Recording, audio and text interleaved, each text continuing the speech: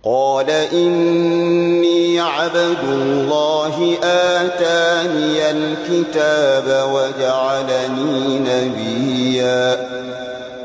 وجعلني مباركا أينما كنت وأوصاني بالصلاة والزكاة ما دمت حيا وبرا بوالدتي ولم يجعلني جبارا شقيا والسلام علي يوم ولدت ويوم أموت ويوم أبعث حيا.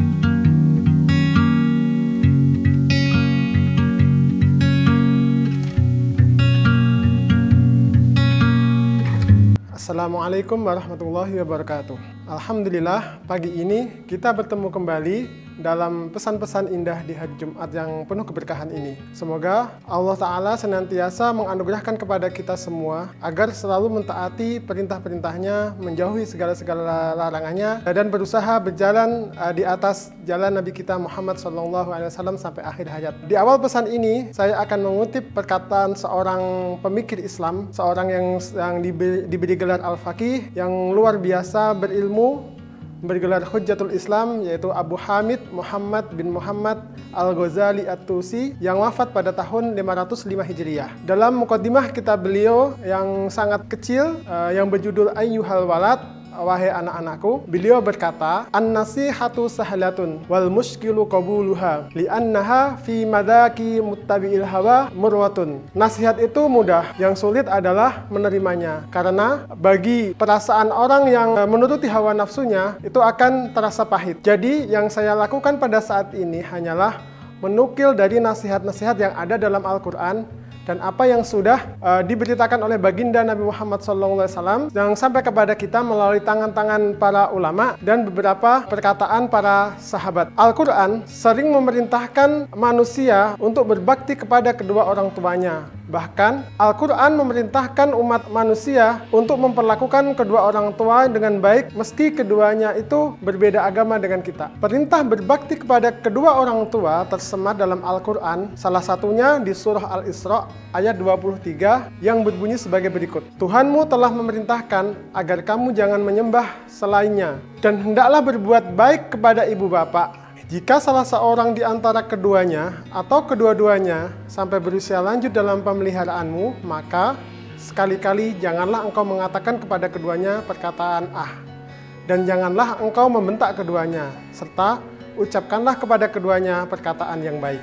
Al-Imam Al-Hafidz Zakiyuddin Abdul Adim bin Abdul Qawi Al-Mundiri dalam kitab At-Targhib wa Tarhib Minal Hadits Syarif menghimpun beberapa hadis yang berisi keutamaan berbakti kepada kedua orang tua.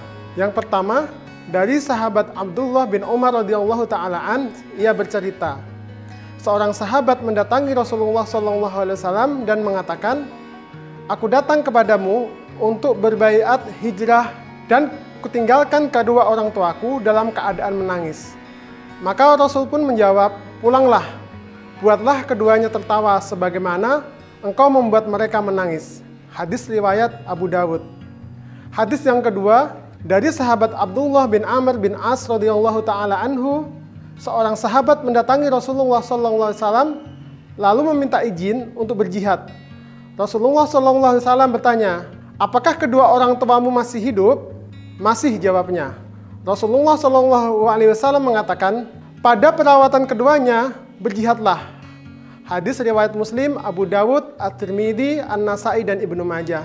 Hadis yang ketiga, dari sahabat Abu Hurairah radhiyallahu ta'ala anhu, ia mendengar Rasulullah SAW bersabda, celakalah seseorang, celakalah seseorang, celakalah seseorang. Sahabat bertanya, siapa ya Rasulullah? Rasul menjawab, orang yang mendapati kedua orang tuanya menua, baik salah satu maupun keduanya, lalu ia tidak masuk ke dalam surga. Hadis riwayat Muslim. Maka sudah sangat terkenal atau masyhur bagaimana seorang tabi'in terbaik bernama Uwais Al-Qarni yang disebut dalam riwayat bahwasanya sebaik-baik tabi'in adalah seorang laki-laki yang disebut dengan Uwais. Ia memiliki seorang ibu yang ia berbakti kepadanya. Ia pernah memiliki penyakit putih pada kulitnya. Mintalah agar dia memohonkan ampunan kepada Allah untuk kalian. Sehingga sahabat Ibnu Abbas mengatakan, "Inni la a'malu amalan aqrabu ilallahi ta'ala min birril walidati." Sesungguhnya aku tidak mengetahui adanya suatu amalan yang lebih mendekatkan kepada Allah Azza wa Jalla selain berbakti kepada ibu. Abdullah bin Umar radhiyallahu taala anhu mengatakan, "Demi Allah, kalau engkau berlembut kepada ibumu dan memberikan makanan yang baik kepadanya, niscaya pasti engkau masuk surga selama engkau meninggalkan dosa-dosa besar."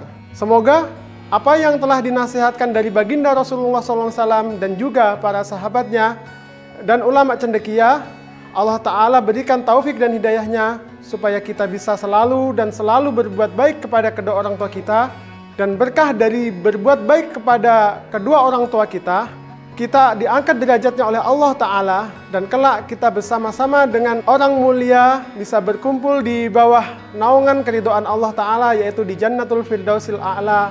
Amin. Wassalamualaikum warahmatullahi wabarakatuh.